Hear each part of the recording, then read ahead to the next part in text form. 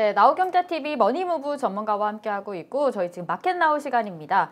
월요일, 목요일 이렇게 유튜브 라이브로 진행을 하고 있는데요. 오늘은 25일 목요일 이제 오늘 장이 마감했습니다. 마감장 상황 자세하게 살펴보도록 하겠습니다.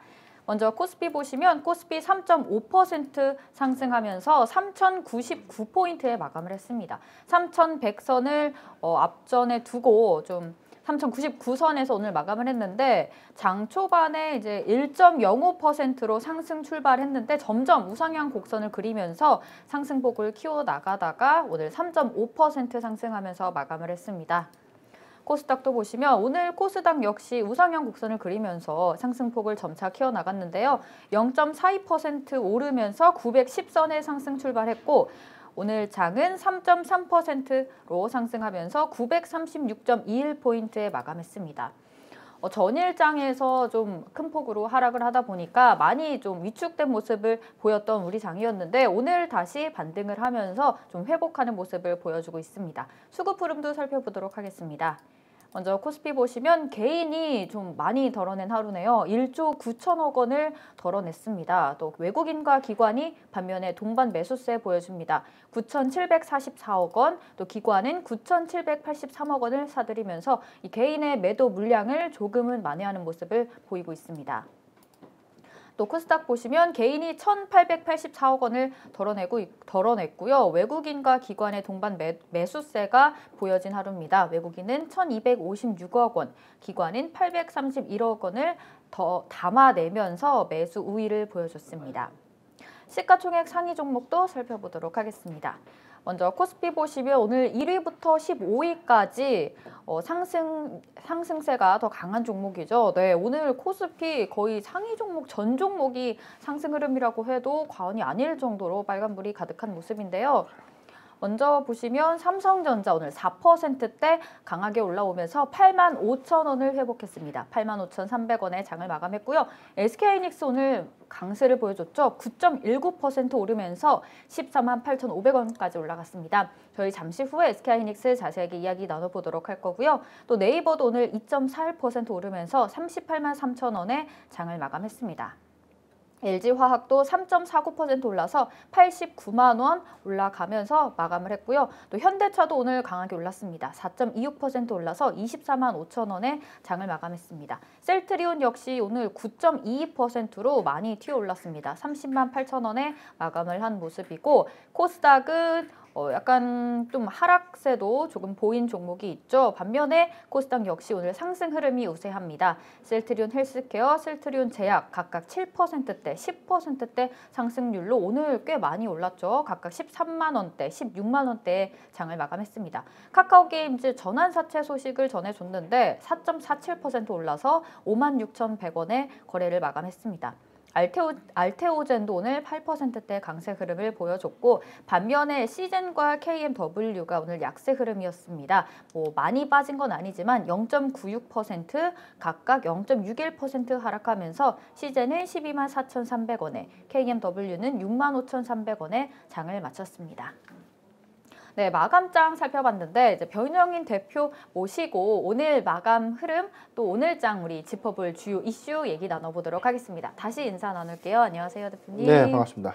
네, 오늘 그래도 우리 좀 시가총액 상위 종목에서도 빨간불이 훨씬 우세하고 반등을 해줬어요. 3%대 양지수가 상승을 그러니까 했어요. 이렇게 올라갈 걸 왜 어제 그렇게 좀 힘들게 했는지 모르겠어요. 그렇죠?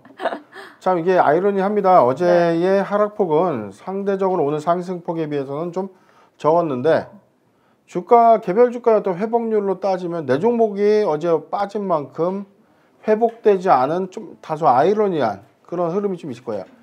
제가 왜 잘 추측이 되냐면 자, 지수는 어제 3%가 채 못 미치게 좀 빠졌거든요. 한 2.8% 정도 하락한 걸로 좀 제가 알고 있는데 그런데 오늘은 3.5% 정도 코스피는 상승했고 코스닥도 역시 3.3% 상승하는 그런 흐름을 좀 나타내줬죠. 네.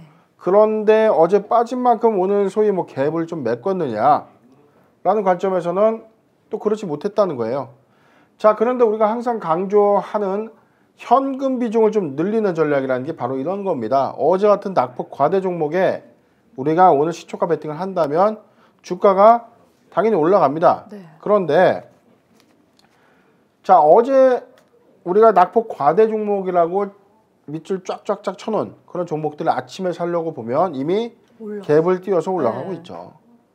그래서 오늘 샀는데 더 올라가는 게 없어요. 그렇잖아요. 조금 물리거나. 자, 이게 뭐냐면 종가의 낙폭 과대 종목을 사는 겁니다. 근데 우리가 내일장이 어떻게 될지 모르는 거죠. 그렇죠. 그렇기 때문에 이 공포장에서도 또 급락장에서도 이게 우리가 이 개미들이 어떤 주식의 어떤 매수 타이밍을 좀 잡기가 쉽지가 않다는 거죠. 자, 저 같아서도 어제 종가에 베팅하기에는 좀 다소 투심 자체가 조금 쉽지 않은 판단을 좀 내릴 수밖에 없는 구간이었고, 오늘 뭐 대세적 어떤 상승은 있었지만 저는 오늘이 좀 낫다. 왜냐면 종목이 급락을 하고 나서 사는 것보다 다음날 반등이 차라리 찍고 나오더라도 전저점을 한번 확인해보고 단기 저점을 한번 찍고 올라오는 패턴이 조금은 더 주식을 사기가 좋죠. 그럼 단기에 그 점을 찍고 올라갔던 그 포인트가 단기적인 지지선입니다. 자, 우리가 차트 막 다 그려가면서 뭐 기술적 분석 의미가 없어요. 주식에 대한 주 잘 모시라고 하나요, 요즘? 주식을 잘 못하는 사람들? 네. 주 알못, 주식을 알지 못하는 사람? 주 알못. 네네.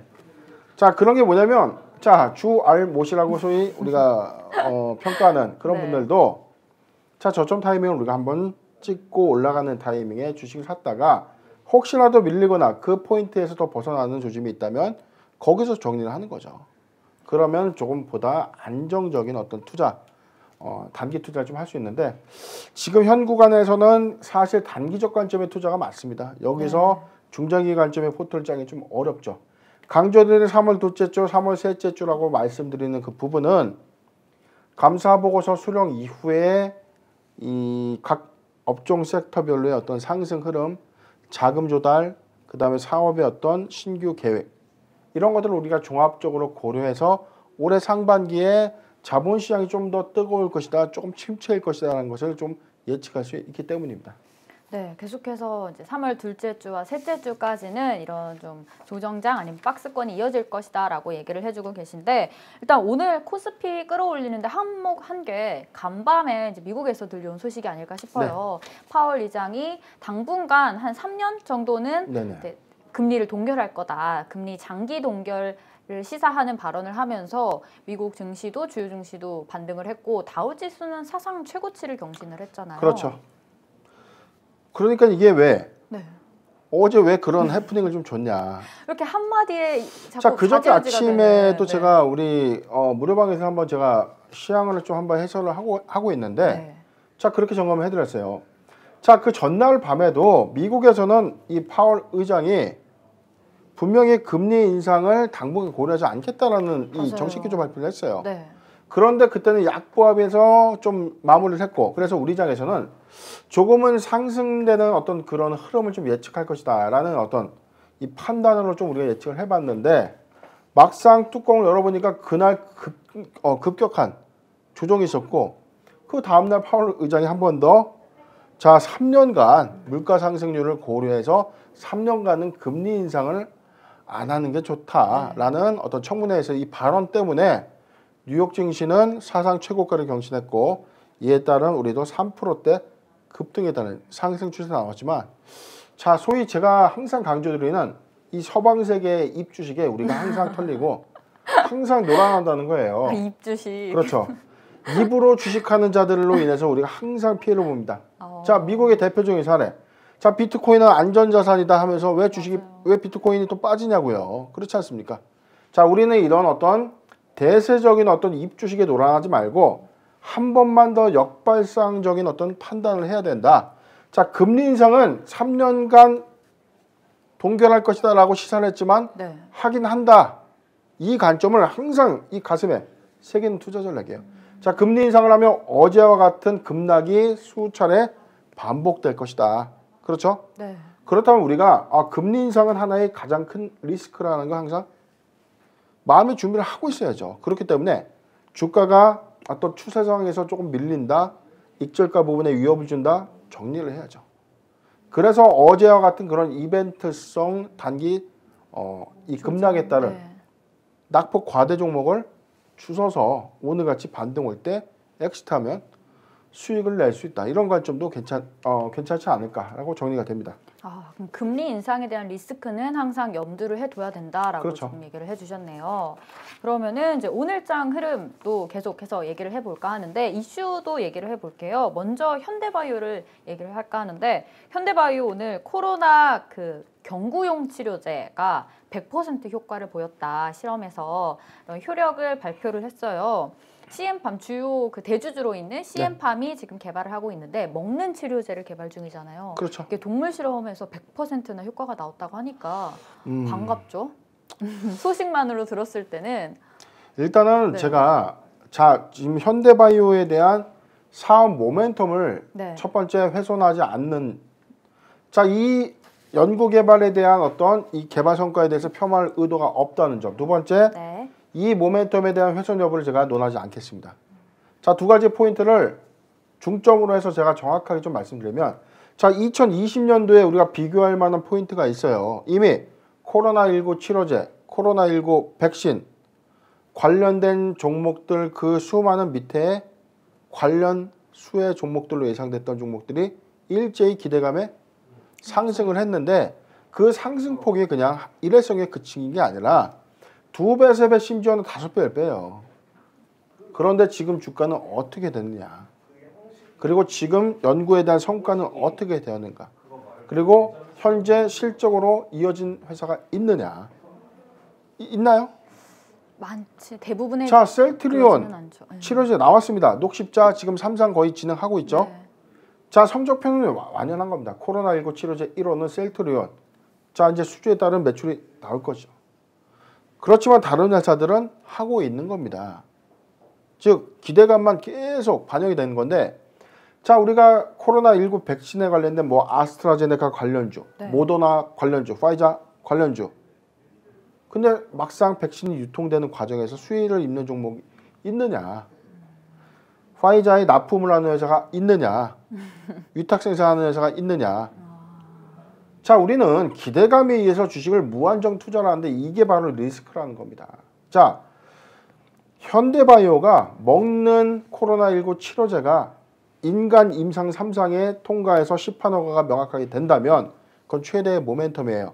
현재 주가에 다시 2배, 3배 갈 수 있는 상승 모멘텀인데 일단은 제가 제약바이오였던 선순환 과정에서 치료제의 1차는 동물 실험입니다.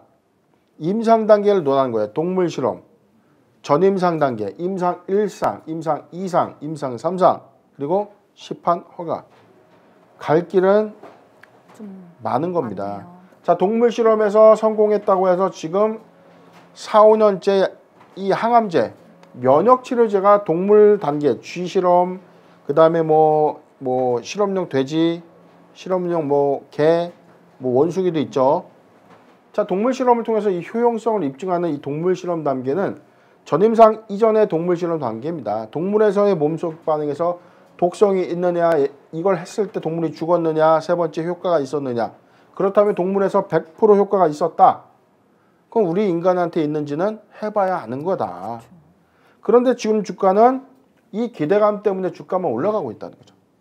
학습 효과는 작년에 이미 나와 있습니다. 적절한 기대감에 투자를 하는 것은 적은 비중에 내가 단기적인 어떤 수익을 목표로 투자하는 것은 옳다. 그렇지만 중장기적인 어떤 장밋빛을 내가 예측해서 이게 마치 당장 큰 막대한 어떤 이 실적이나 회사 가치를 가져올 것처럼 오인해서 투자를 해서는 안 된다는 겁니다. 그런 관점에서는 현대바이오는 오늘도 고점입니다.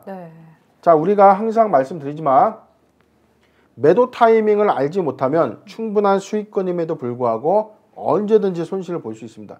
그리고 기대감에 막연한 상승을 했던 종목들이 실질적으로 어떤 연구 개발 성과나 실적이나 수주로 이어지는 어떤 흐름이 없다면 지금 투자는 크게 손실로 바뀔 수 있는 구간이 반드시 온다. 이 관점 명심하시고 현대바이오는 그런 관점에서 좀 단기적 접근이 맞다라고 정리를 해드리겠습니다. 네, 현대바이오 항상 이런 코로나 관련주를 얘기를 하다 보면 백신이든 치료제든 기대감이 선반영되면서 아무래도 단기적 관점으로 보는 분들이 더 많을 것 같아요. 따라서 네, 이 부분도 이제 기대감이 선 반영되었기 때문에 단기적 관점으로 봐야 하고 장기적, 중장기적으로 이 모멘텀이 계속 갈 것이다라고 보기에는 리스크가 크다라고 얘기를 해주셨습니다. 저희 현대바이오 얘기를 나눠봤고요. KMH 하이텍도 오늘 흐름이 좋아요. KMH 하이텍. 네. 주요 매출의 55%가 삼성전자인데 이 삼성전자가 데이터 센터 전용 고성능 SSD를 양산해서 페이스북에 공급한다라는 소식을 전해주면서 KMH 하이텍까지 덩달아 오늘 좋은 흐름을 보여줬습니다. KMH 하이텍이 그 반도체 부품이랑 SSD 장비를 개발하는 업체잖아요. 삼성전자의 수혜를 지금 받아가고 있는데 그럼 당분간 이 수혜가 좀 지속될 수 있을까요? 자, 아까 우리가 전에 설명드렸던 현대바이오와 같은 경우는 네. 자, 바이오는 꿈을 먹고 가는 거예요. 시판이 돼서 막대한 회사의 이윤과 가치를 가져올 때 2차, 3차의 꾸준한 성장치를 가져올 수 있는데 즉 우리가 한미약품이 처음부터 지금까지 성장할 수 있는 배경은 신약이 출시가 됐다는 겁니다. 자, 이런 관점에서 코로나19 치료제가 나와야 현대바이오도 마찬가지로 어떤 실적적인 모멘텀을 노려볼 수 있는데 지금은 기대감에 따른 과밸류 구간이다라고 좀 정리를 해드리는 거고 두 번째 KMH 하이텍의 경우에는 네. 자 우리가 2021년도를 논의를 하더라도 작년부터 우리가 노래 불렸던 섹터 반도체. 중에 하나가 네. 반도체, 배터리, 제약바이오, 5G도 있고 여러 가지 있었죠. 그렇죠. 자 반도체는 올해 내년 내후년까지 이야기가 안 나올 수가 없어요. 초호황기에 들어온 바로 반도체 슈퍼사이클이다. 즉 없어서 못 파는 지경이지 않습니까? 맞아요. 그래서 조기가동이라는 삼성의 공장의 조기가동 계획도 발표하고요. 미국에 공장을 짓겠다. 유럽에서는 프랑스에서 유치를 하겠다. 네덜란드에서는 자체적인 어떤 유럽 안에 반도체 공장을 가져와야 된다. 왜? 이 반도체라는 이 설비 투자에도 막대하지만 기술이거든요. 그렇기 때문에 삼성전자나 SK 하이닉스처럼 대량의 시설과 품질을 갖춘 이 회사가 파운드리라는 이 수탁 개념의 어떤 생산을 맡아서 하는 거죠. 네. 자, 그런 수요가 너무 꽉 차다 보니까 공장이 쉴 틈이 없는 겁니다. 즉 공급량은 한정되어 있는데 수요는 많다. 더구나 최근에는 차량용 반도체 수요까지도 나오고 있는 실적이죠. 자, 이런 어떤 흐름들 때문에 반도체 소재, 장비, 부품주의 이 모멘텀들은 지속해서 좀 유효한 흐름인데 자, KMH 하이텍은 최근에 바로 어제였죠. 네. 페이스북에 SSD를 납품한다. 자, 삼성에 들어온 어떤 신규 계약인데 제가 항상 만들지만 자, 계약에 따른 기대감은 오늘 반영이 됐죠. 그러고 나서 이제 조정을 좀 줄 겁니다. 그렇다면 조정 준 이후에 재료 소멸이냐? 제가 항상 강조드리는 부분이 뭐죠? 돈이 들어와야 되죠. 네. 돈 들어오고 또 추가적인 어떤 매출을 또 따내서 지금보다 많은 실적적인 어떤 컨센서스가 좀 원활해진다면 상회한다면 주가는 반드시 빠진 만큼 갭을 메꿀 것이다 라는 관점에서 우리가 좀 접근해야 되고 자 반도체 소부장의 이 조정시 매수 관점은 제가 항상 강조드리는 부분입니다.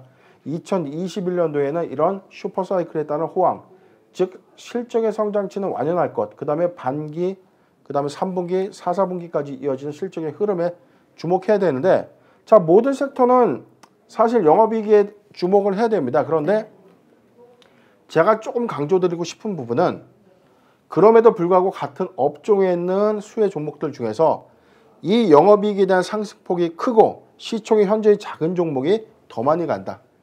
자 그런 관점에서 좀 접근을 좀 해야 되는데 자 KMH 하이텍은 오늘자 시총은 한 806억입니다.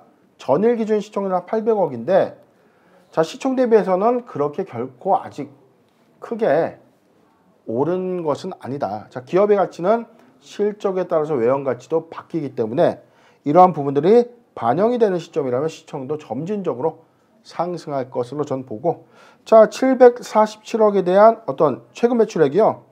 전기 대비 27% 성장한 747억 원을 기록을 했고 영업이익은 전년 대비 40% 상승한 73억 원을 냈는데 자, 올해의 성장치는 작년보다 좀 더 좋다면 반기에 한 번 더 노려볼 수 있는 구간이 있다라고 좀 정리를 해드리겠습니다. 네, KMH 하이텍 오늘 또 이렇게 삼성전자 수혜를 받으면서 기업 주가가 올랐는데 결국에 또 실적을 계속해서 주목을 해야 한다라고 얘기를 해주셨습니다. 반도체 관련 주이기 때문에 또 기대가 되는데 잠깐만 일봉 차트 한번 볼까요? 네. 네.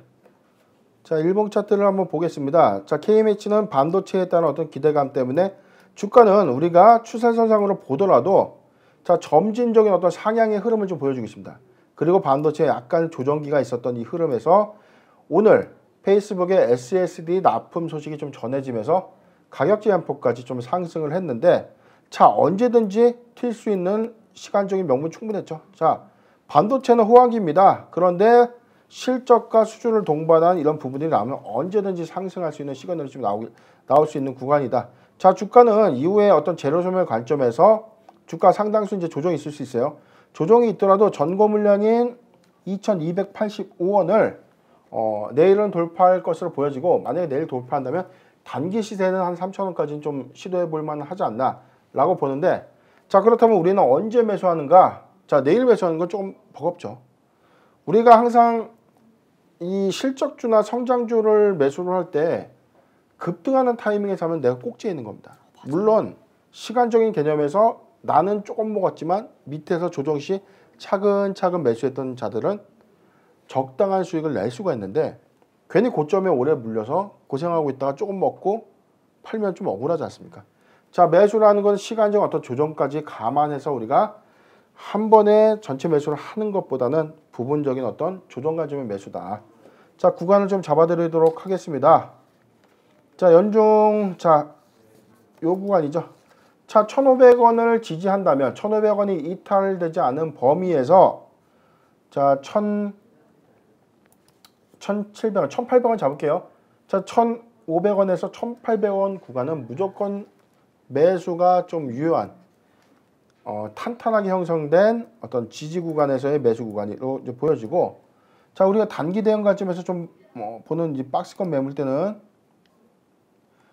자, 1,700원에서 1,850원 1,700원에서 1,850원 구간도 자, 진입 시 매수 관점, 1차 매수 유효 관점으로 보여집니다. 자, 조정 시 매수 관점이라면 일봉상으로 봤을 때는 1,750원에서 1,800원 구간, 1,850원 구간에서 진입이 된다면 1,700원이 이탈되지 않은 범위에서 보유 관점으로 좀 봐도 괜찮다. 즉, 실적의 어떤 발표까지 반기나 3분기 8월 14일 또는 11월 15일까지 실적 변화에 따른 주가 상승 때 일단 차익 매물 차익실현하고 이후에 다시 조정 시 다시 사서 3분기를 노리는 그런 전략의 투자법이 좀 괜찮지 않을까라고 좀 정리를 해드리겠습니다. 네, 실적 변화에 따라 조정 시 다시 매수 타이밍을 잡는 게 좋겠다라고 얘기를 해주셨고 1,500원에서 1,800원 사이를 이제 지지한다면 그렇게 진입을 하는 게 매수 유효 타이밍으로 잡아주셨고 또 1,700원에서 1,850원 사이를 보유 관점으로 잡아주셨습니다. 저희 그러면은 오늘 또 SK하이닉스 얘기를 해볼까 합니다. SK하이닉스가 오늘 9%대까지 많이 오르면서 마무리를 했어요. SK하이닉스 반도체 일단 호황은 물론이고 신규 장비 매입을 하면서 일부 공정 속도를 앞당기게 됐다라는 기대감 때문에 오늘 9%대 강세로 마감을 했는데 여기다가 또 용인 반도체 클러스터 공장이 연말에 착공을 한다라는 기대감이 연이어서 더해지면서 오늘 좀 많이 튀어 올랐잖아요. 네. SK하이닉스도 또 많이 올랐고 삼성전자도 오늘 많이 오르면서 오늘 반도체 대장주가 좋은 흐름을 보여줬어요. 어떻게 보시나요, 대표님? 제가 조금 강조드리는 부분 중에 하나가 저도 장기 투자를 한다면 저도 포트에 좀 편입하고 싶다면 단연 배터리 반도체입니다. 저는. 일단 제약바이오를 좀 논외로 할게요. 네. 자, 두 가지 포트를 왜 주목해야 되냐면 실적이 완연하고 실적이 사상 최대라는 것은요. 물려 있어도 배당으로 커버할 수 있습니다. 그리고 마음적인 부분이 편하죠. 그래, 이게 적금 같은 어떤 성격의 중장기 투자라고 봤을 때 자, 삼성전자가 5년 전의 주가의 흐름과 당시 제가 기억하기로는 액면 분할 이전이었습니다. 180만 원, 80만 원. 삼성전자가 최고가를 형성이 됐던 80만 원, 90만 원 돌파 소식이 나왔는데 네. 그때도 이게 끝물이라고 했어요. 오. 그런데 거기서 다시 180만 원 갔죠. 액면 분할을 했는데 4만 원대 있었습니다. 그런데 다시 10만 전자 갔죠. 기업의 가치는 우리가 예상되는 것보다 훨씬 눈 깜짝할 새 커지는 겁니다. SK 하이닉스는 이런 관점에서 상승 탄력은 좀 둔화됐다. 그렇지만 반도체 초호황기를 맞이한 현 시점에 SK 하이닉스의 주가 가치에 대한 평가도 좀 달라져야 될 것. 저는 그렇게 예측을 하거든요. 잠깐 월봉상 차트를 좀 보겠습니다. 지금 하이닉스는 상장 2일에 뭐 올해 2월 1일 날 사상 최고가인 14만 9천 원을 이제 기록을 좀 했어요. 그런데 이 과정 안에서는 삼성전자의 반도체 사업 부문의 성장 대비 하이닉스의 성장률은 다소 그렇게 크지 않았다. 맞아요.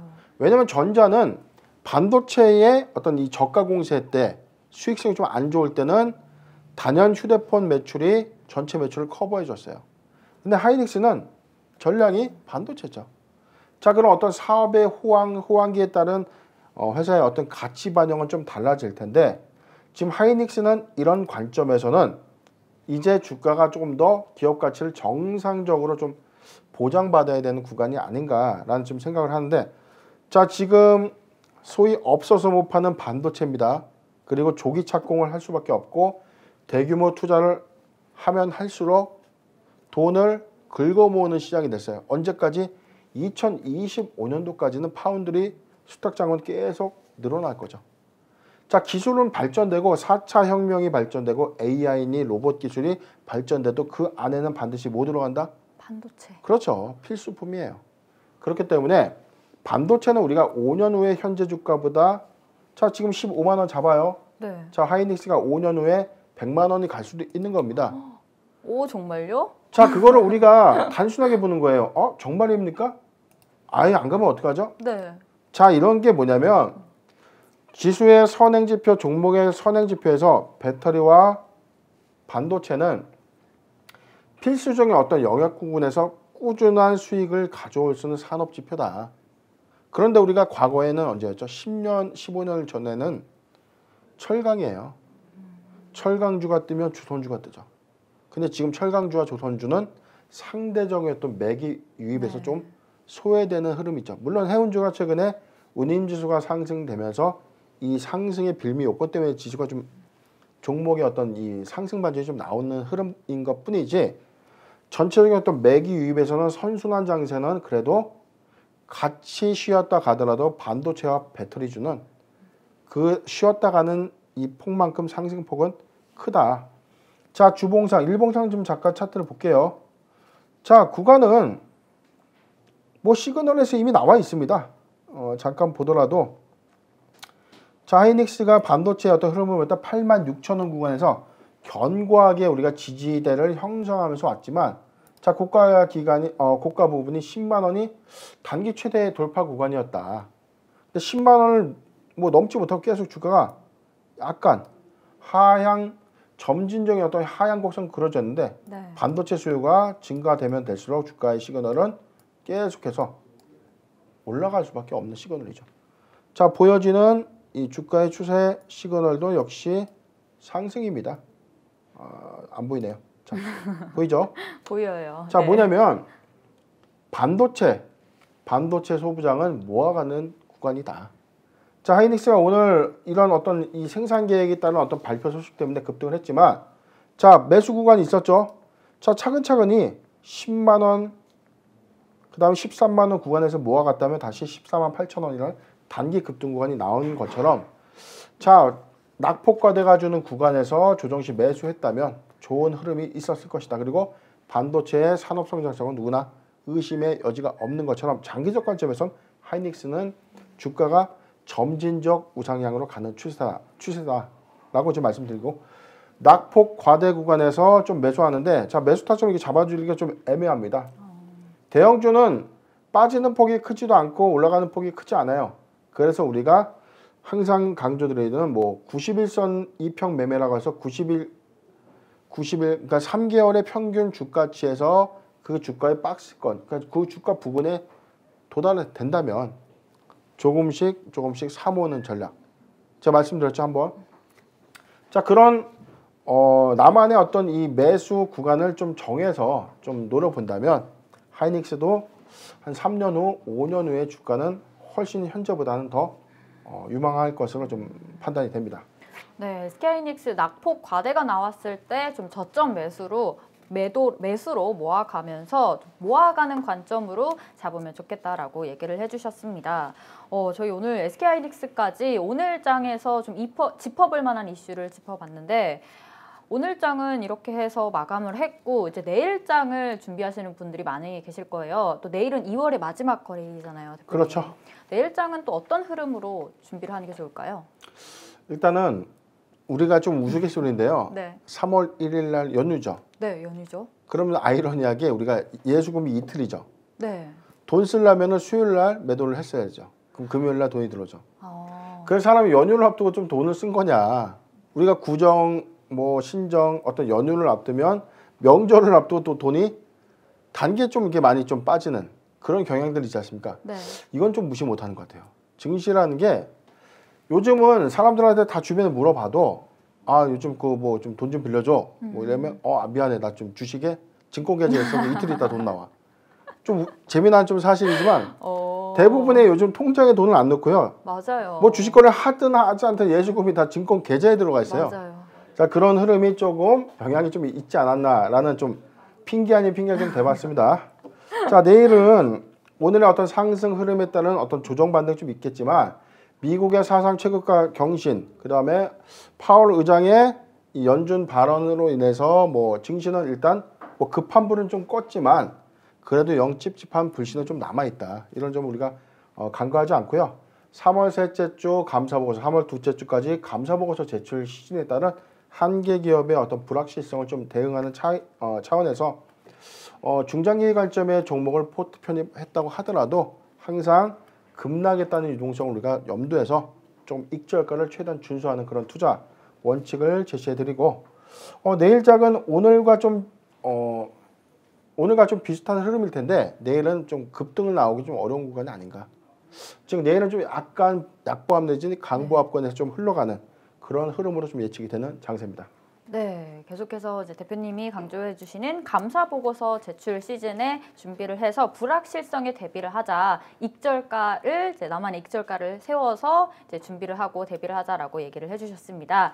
마켓나우 오늘은 여기까지 인사 나누도록 하겠습니다. 계속되는 프로그램도 또 이제 상한가를 꿈꾸는 남자 민경철 전문가의 프로그램이 있으니까 많은 시청 부탁드릴게요. 또 저희 댓글 이벤트 진행하고 있으니까 여러분.